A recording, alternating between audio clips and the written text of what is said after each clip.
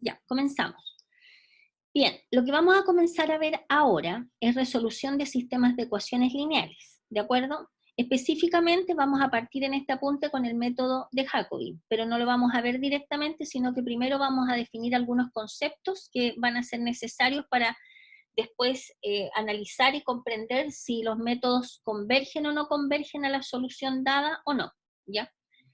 Entonces, la idea es la siguiente: la solución de un sistema de ecuaciones lineales es un tema clásico de las matemáticas, rico en ideas y conceptos y de gran utilidad en ramas del conocimiento, etcétera, etcétera. Hoy en día la resolución de sistemas de casi cualquier número de ecuaciones, o sea, podemos tener una cantidad gigante de ecuaciones y estos métodos nos permiten resolverlas, ¿ya? Y obviamente usando algunos programas y computadores. ¿Ya? Entonces nosotros en específico, en este contexto, vamos a estudiar solamente dos métodos, que son el método de Jacobi y Gauss-Seidel, ¿ya? Los métodos iterativos, en general, para resolver sistemas de ecuaciones lineales, parten de una aproximación inicial a la solución, la cual se va mejorando sucesivamente cuando uno aplica un cierto algoritmo, dependiendo del método específico. Los métodos iterativos pueden ser convergentes o divergentes, ¿de acuerdo? Entonces, ahora bien, las ventajas de los métodos iterativos comparados con los métodos directos está que son sencillos y permiten la uniformidad de las operaciones que se realizan, ya que se usa repetidamente un proceso sencillo. Su relativa insensibilidad al crecimiento de los errores de redondeo, por lo tanto, hace que los métodos iterativos los llamemos de tipo estable, ¿ya? A ver, ¿cuál es la idea de lo que vamos a trabajar nosotros? Vamos a hacer lo siguiente. Por ejemplo, vamos a tener un sistema de ecuaciones, por ejemplo, un sistema de ecuaciones de la forma de algo que no es algo nuevo para ustedes, porque ustedes en álgebra lineal ya tienen que haber visto, o sea, de hecho, vieron sistemas de ecuaciones.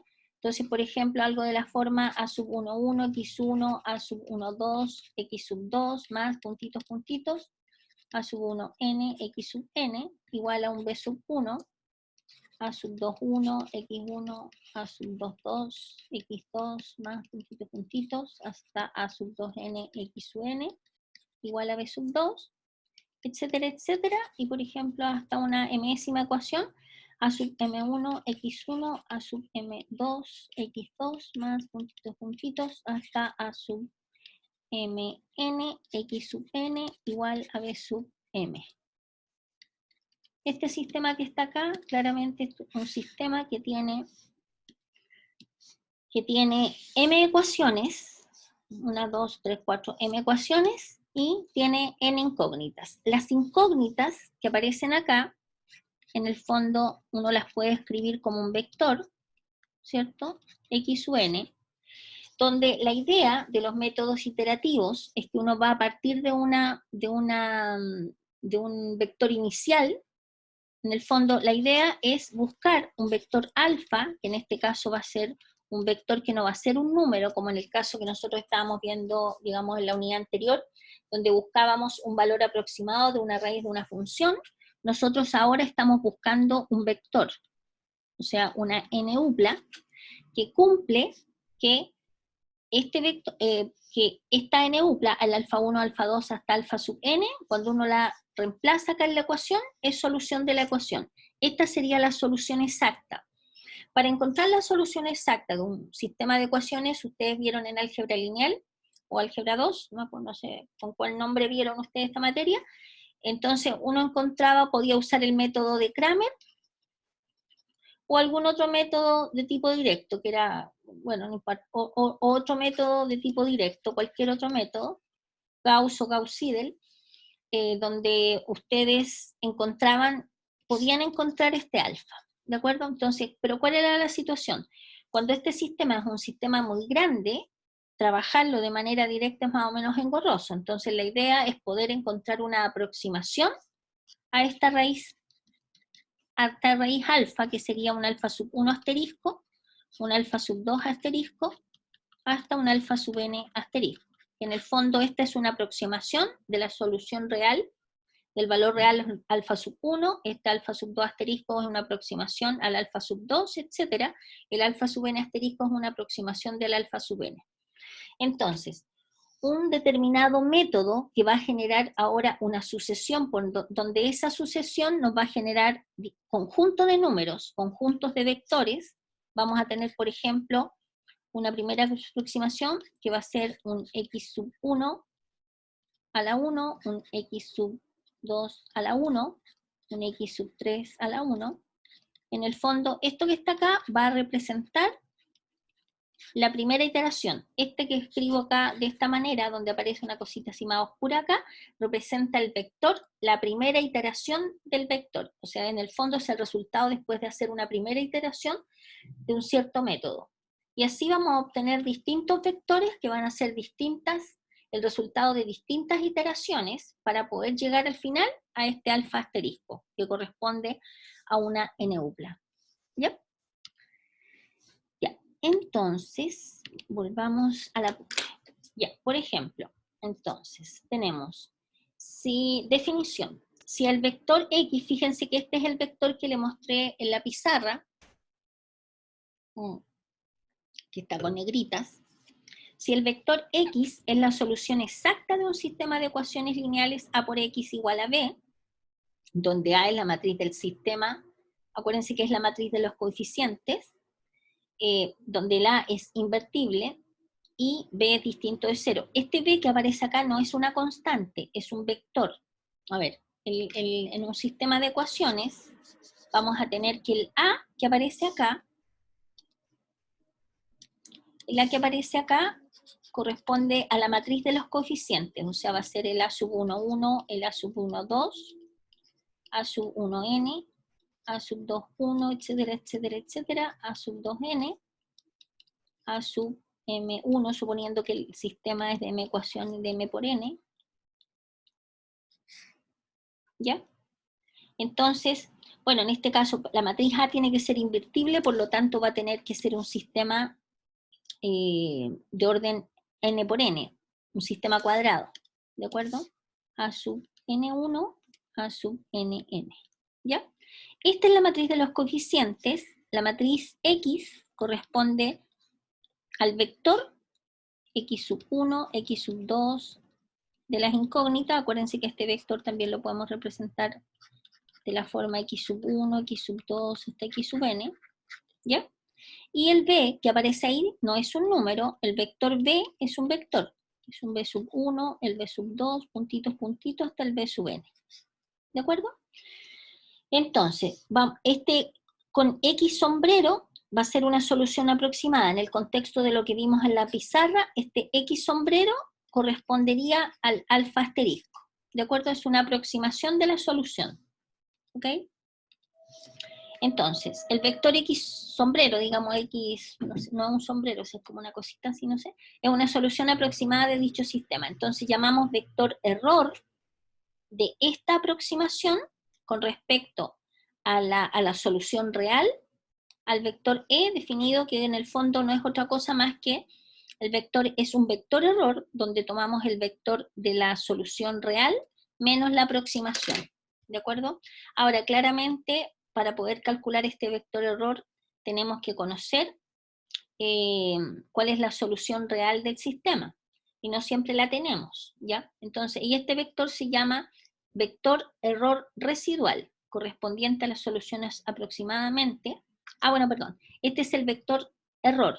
Este es el vector error, y el vector residual lo vamos a definir como la matriz A de los coeficientes multiplicado por la aproximación de la solución menos el vector columna B, que es el que vimos recién, ¿ya?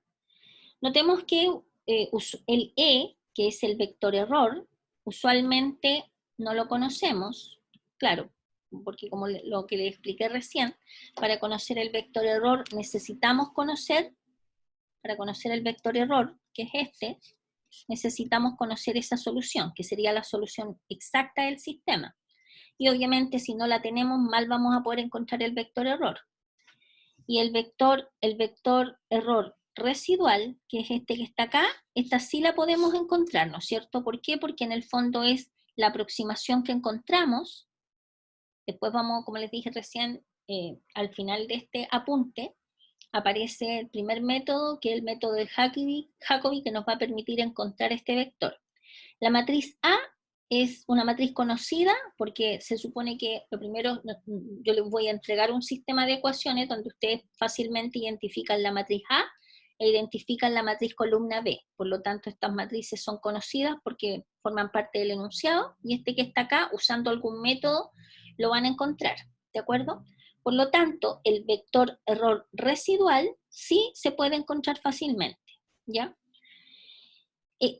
R igual a 0, que el vector residual sea igual a 0, o sea, sea igual al vector nulo, implica que la aproximación es igual a la solución exacta. ¿De acuerdo? Sí, porque si R fuese 0, estoy hablando del vector nulo. ¿De acuerdo? Porque aquí estamos, este es un vector, este es otro vector, que es la aproximación, menos el vector B.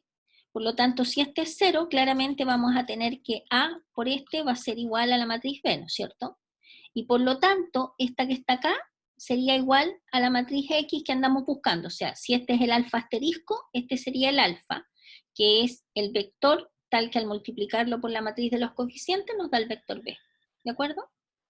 ¿Ok? Ya. Entonces, si R es igual a 0, implica, obviamente, que el error va a ser 0. ¿Por qué? Porque estas dos expresiones serían la misma. ¿Cierto? ¿Sí? Porque la aproximación sería igual a la solución exacta, ¿ya? Por lo tanto, ¿qué vamos a tener?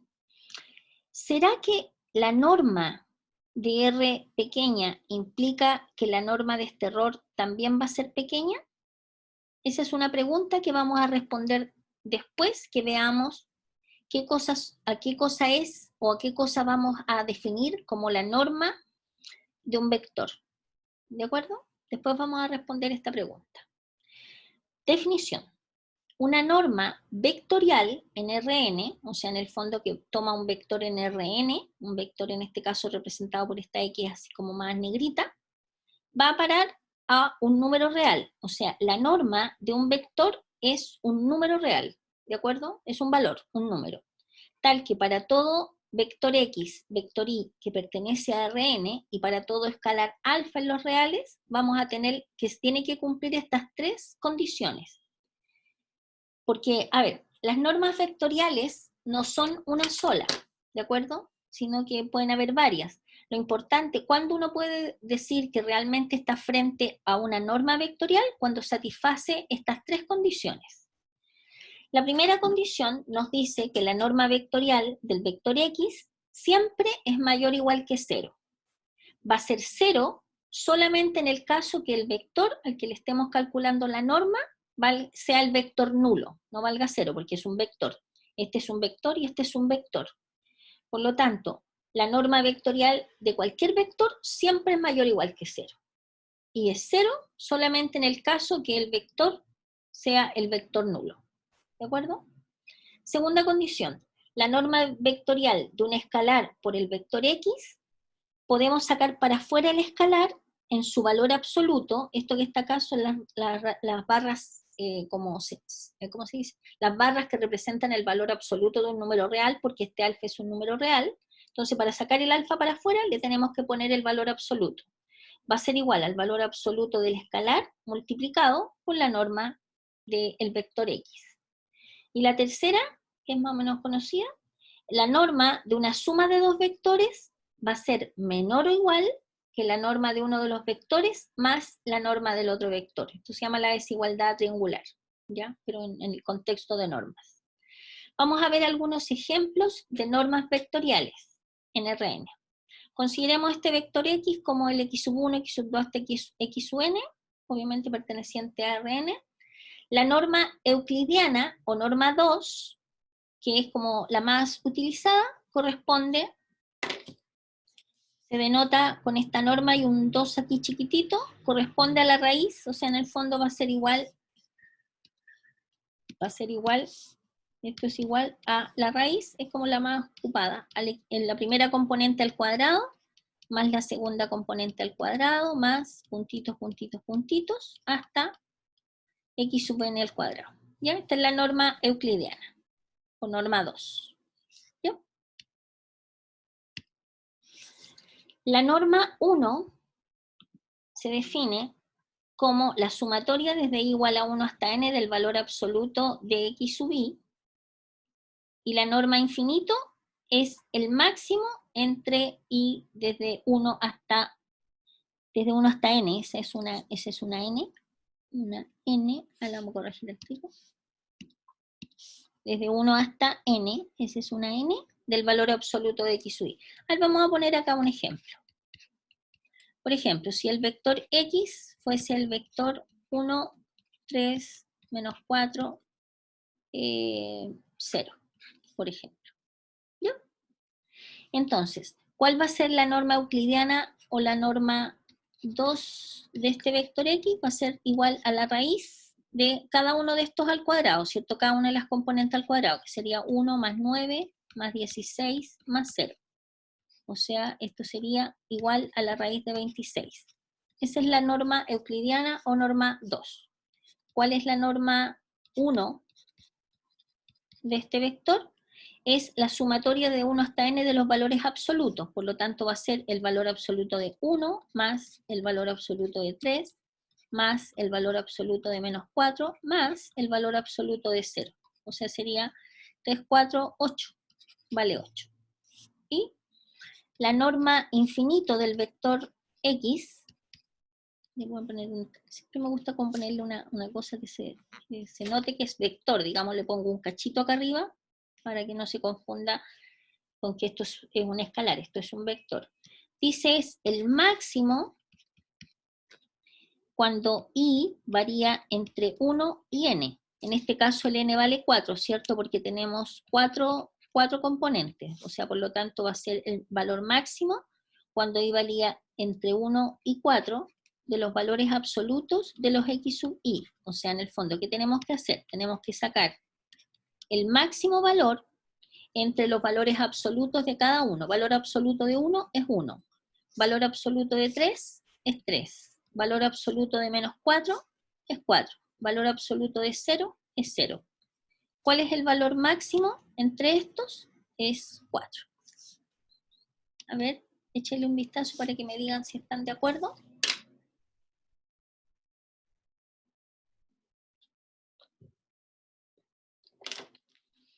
¿Alguna pregunta? ¿Estamos de acuerdo? No, profe, se entiende súper bien. Se entendió súper bien, profe. Ya, estupendo. Entonces tenemos la norma 2, la norma 1 y la norma infinito. ¿Ya? Bien. Entonces, los métodos iterativos que estudiaremos en esta unidad son generalización del método de punto fijo. A ver, el método de punto fijo nosotros no lo vimos porque lo sacamos estamos viendo solo 2 métodos por cada uno, así que no se preocupen de esto, punto fijo en este caso particular, ¿ya? Porque no lo vamos a ver, ni lo vamos a ver no lo vimos. No lo vimos cuando lo vimos la unidad 1 y no lo vamos a ver ahora, así que eso ignórelo, ¿ya?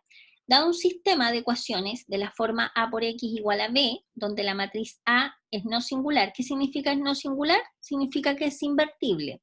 Cuando una matriz era invertible, cuando su determinante era distinto de 0, ¿de acuerdo? Y el vector B también tiene que ser un vector nulo, o sea, en el sistema de ecuaciones aquí no puede aparecer puros ceros, tiene que haber por lo menos un elemento del vector B que sea distinto de 0, ¿ya? Entonces, dado este sistema, se transforma en un sistema equivalente de la forma X igual a B por X más C para alguna matriz B y algún vector C. A ver, lo que está explicándose acá, estimados, tiene su base en el método de punto fijo, pero nosotros no lo vamos a tocar porque, como les digo, nosotros no vimos el método de punto fijo, por lo tanto no lo vamos a trabajar de esta manera, sino que vamos a irnos directamente a o sea, esto que está acá, espérenme, esto que está acá, no, en esta oportunidad, digamos, porque no vimos el método de punto fijo, o sea, esto no, y esto tampoco. Lo único que sí nos va a interesar Es lo que se rescata a partir de ahí, pero ustedes lo aceptan nomás. Para ver en qué consiste, en qué van a consistir los métodos iterativos.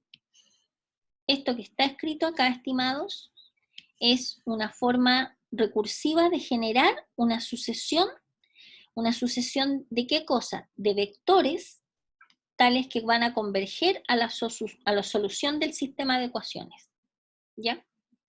Después vamos a ver cómo generamos esta sucesión, ¿ya? X elevado a K y X elevado a K menos 1 no es késima derivada o alguna cosa extraña, una potencia, no. Esto representa la késima iteración de un cierto método, y esta es la iteración anterior, ¿de acuerdo? Ya. Vamos a ver, ahora acabamos de ver, la parte que nos interesa es que acabamos de ver recién las normas de un vector. Ahora, perdón, si bien digo, la norma vectorial. Ahora vamos a ver, dada una norma vectorial, que es una norma vectorial, podría ser la norma 1, la norma 2 o la norma infinito. Hay más normas, pero nosotros nos vamos a focalizar en las tres que vimos nomás. Ya vamos a trabajar en cualquiera de esas, usando cualquiera de esas tres normas, ¿ya?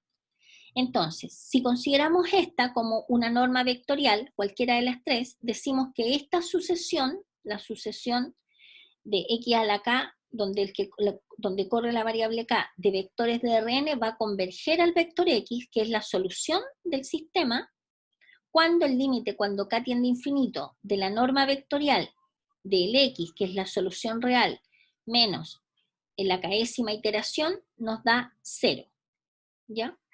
Nosotros vamos a hacer un análisis, ¿no? Después que veamos el método de Gauss-Seidel, que va a ser como de la semana que viene, yo creo que la próxima semana, vamos a ver cómo podemos analizar nosotros si un determinado método o si una determinada sucesión que nosotros encontremos, que en el fondo es una sucesión determinada por el método, va a ser convergente o no.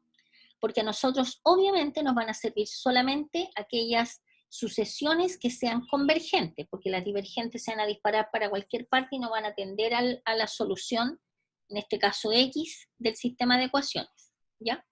Vamos a ver cómo trabajamos el primer método para encontrar una aproximación a la solución de un sistema de ecuaciones como este, es el método de Jacobi.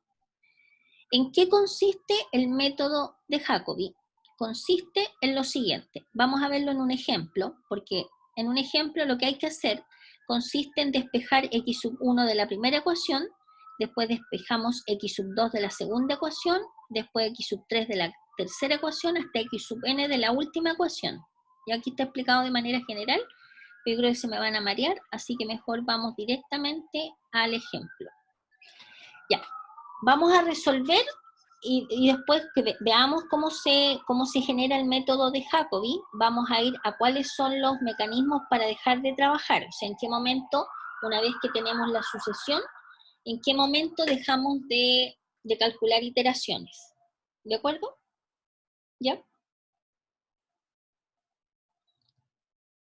Ya. Entonces, espérenme, a ver, ya. Entonces, veamos el ejemplo. ¿En qué consiste esto? Yo les voy a pedir a ustedes, yo sé, no les puedo pedir mucho hoy día, pero les voy a pedir solo esto, que despejen de aquí, de la primera ecuación el x sub 1, que despejen de la segunda ecuación el x sub 2, de la tercera despejen x sub 3, y de la cuarta despejen x sub 4. ¿Ya? Tienen 5 minutillos, por favor. O, bueno, no sé, no me di cuenta en qué momento dejé de grabar, para ser sincera. Creo que dejé de grabar, ya sé dónde dejé de grabar, cuando les pedí a ustedes que hicieran el despeje acá. Ya voy a resumir así como, bueno, a ver, bueno, de acá se despejaba el x sub 1, en la segunda se despejaba el x sub 2, en la tercera se despejaba el x sub 3 y en la cuarta el x sub 4. Cuando ustedes hacen los despejes se genera esta forma matricial, ¿de acuerdo? Y esta forma matricial corresponde a la fórmula de iteración a partir de la cual se van a empezar a generar los distintos vectores que va a tender a la aproximación que andamos buscando.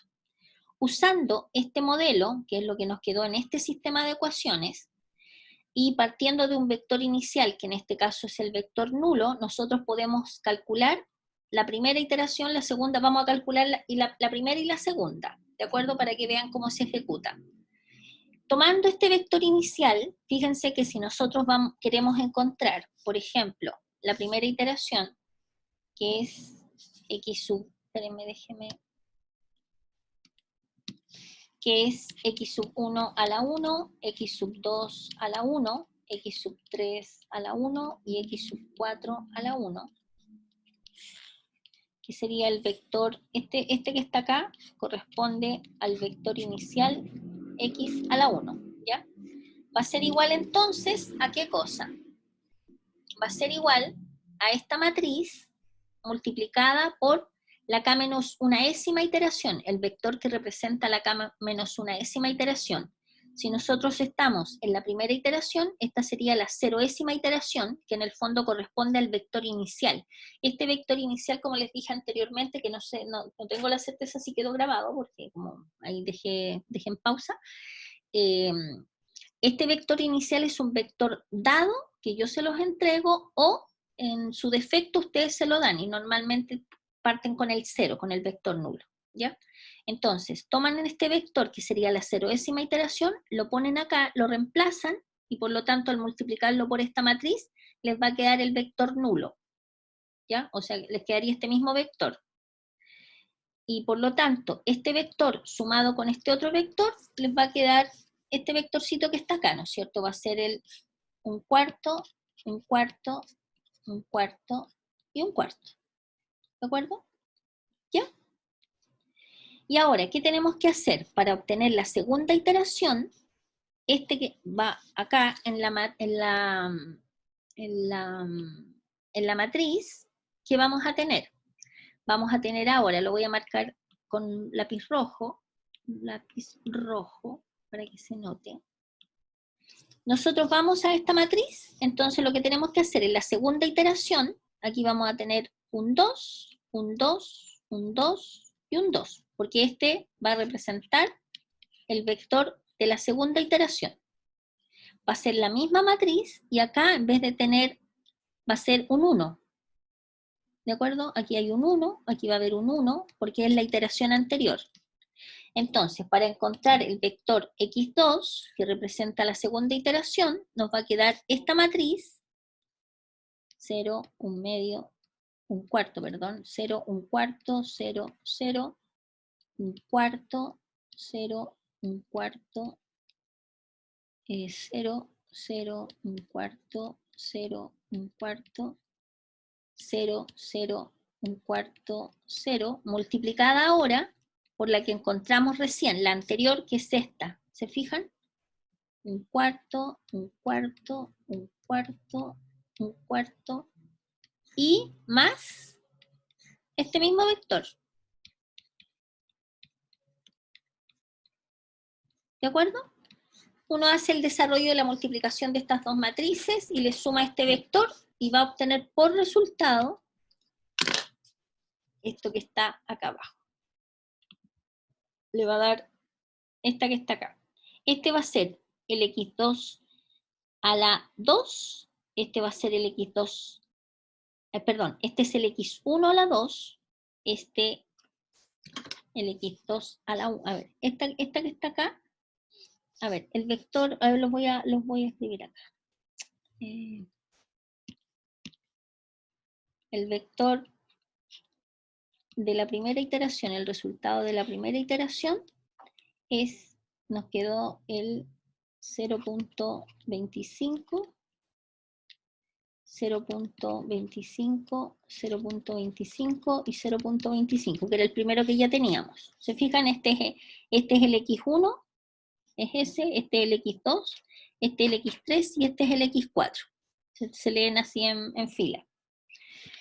Y el vector que dejamos ahí planteado, que corresponde a la segunda iteración, va a ser la segunda iteración, 0.3125 0.3750, 0.3750 y 0.3125.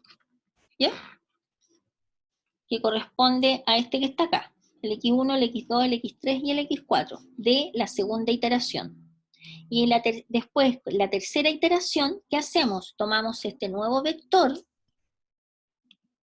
tomamos ese vector, nos vamos a la misma fórmula, y aquí ponemos en la tercera iteración, va a ser igual a esta misma matriz, multiplicada por la segunda iteración, por los valores que nos dio en la segunda iteración, y le sumamos este otro, y nos va a dar el nuevo vector que va a ser el 0.3438, 0.42, etc. ¿Ya? Teniendo estos valores, que no es otra cosa más que multiplicar por matrices, llegamos al resultado, vamos como método para dejar de trabajar, el que más se utiliza es calcularle la norma infinito a la diferencia entre el xk y el xk menos 1. ¿Qué significa esto? Que lo que nosotros tenemos que hacer, por ejemplo, ¿cómo se calculó esta que está acá? Para encontrar esta que está acá, ¿qué tuvimos que hacer? Vamos a calcular esta. La norma infinito, tenemos que sacar la norma infinito de la tercera, del vector de la tercera iteración, menos el vector que nos quedó en la segunda iteración. ¿De acuerdo?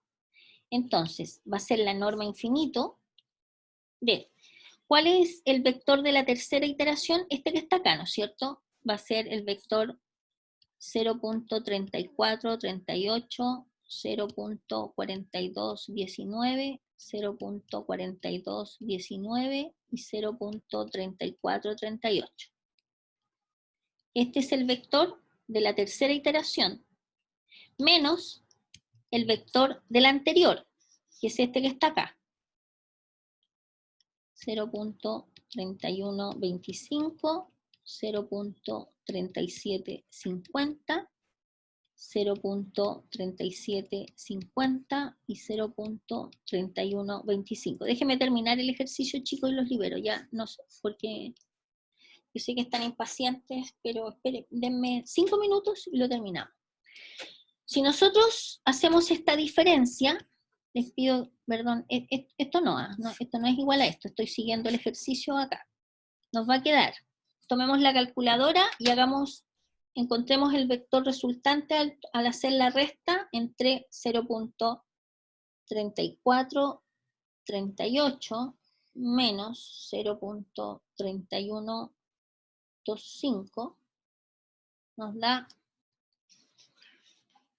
0.0313. ¿Está bien eso?